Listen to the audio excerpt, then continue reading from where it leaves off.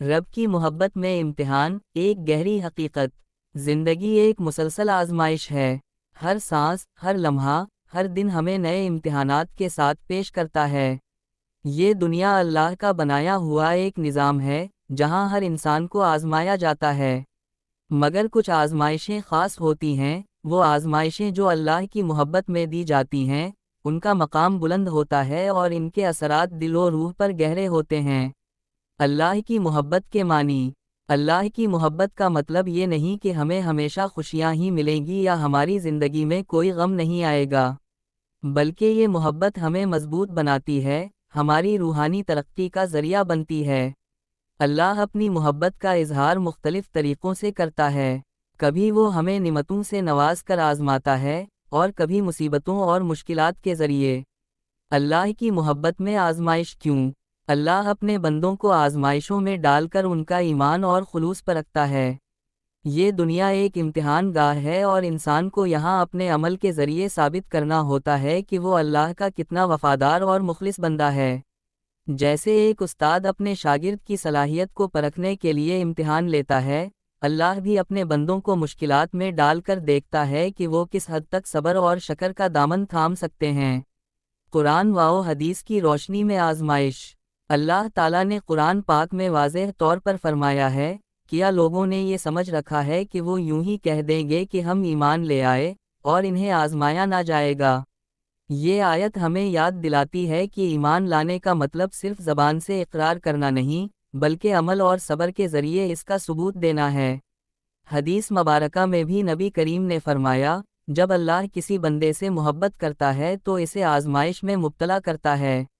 یہ الفاظ ہمیں یہ سمجھنے کی دعوت دیتے ہیں کہ آزمائش اللہ کی محبت کا ایک طریقہ ہے جس کے ذریعے وہ اپنے بندے کو اپنے قریب لاتا ہے۔ آزمائشوں کا مقصد۔ زندگی کی آزمائشیں بے سبب نہیں ہوتیں، ان کے پیچھے اللہ کی حکمت ہوتی ہے۔ ایمان کی مضبوطی۔ آزمائشیں ہمارے ایمان کو پختہ کرتی ہیں۔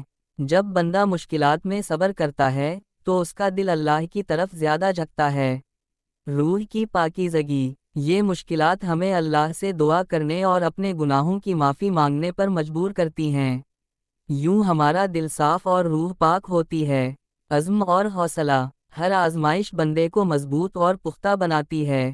جتنی بڑی آزمائش ہوگی، اتنا ہی بڑا انعام ہوگا۔ حضرت ایوب علیہ السلام کی زندگی اس کی سب سے بڑی مثال ہے۔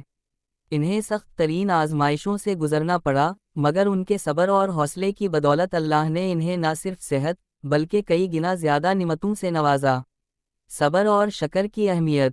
جب انسان آزمائشوں میں مبتلا ہوتا ہے تو وہ دو راستے اختیار کر سکتا ہے، یا تو صبر اور شکر کرے یا شکایت اور ناامیدی کا راستہ اپنائے۔ جو لوگ صبر اور شکر کرتے ہیں وہ اللہ کے قریب ہو جاتے ہیں۔ اللہ فرماتا ہے، بے شک اللہ صبر کرنے والوں کے ساتھ ہے۔ یہ وعدہ ہمیں یہ یقین دلاتا ہے کہ ہماری مشکلات عارضی ہیں اور ان کے بعد آسانیاں آئیں گی۔ رب سے محبت کیسے قائم کی جائے؟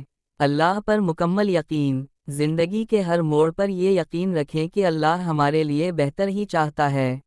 دعا کا سہارا لیں۔ اللہ سے گڑ گڑا کر دعا کریں۔ آزمائش میں سب سے طاقتور ہتھیار دعا ہی ہے۔ قرآن اور حدیث کی روشنی میں زندگی گزاریں۔ اللہ کے کلام اور نبی کی سنت کو اپنانا ہماری زندگی کو ہدایت کے راستے پر لے آتا ہے۔ ایک جذباتی مثال۔ سوچیں، ایک چھوٹا بچہ جب بیمار ہوتا ہے تو ماں اسے دوا پلانے کے لیے مجبور کرتی ہے۔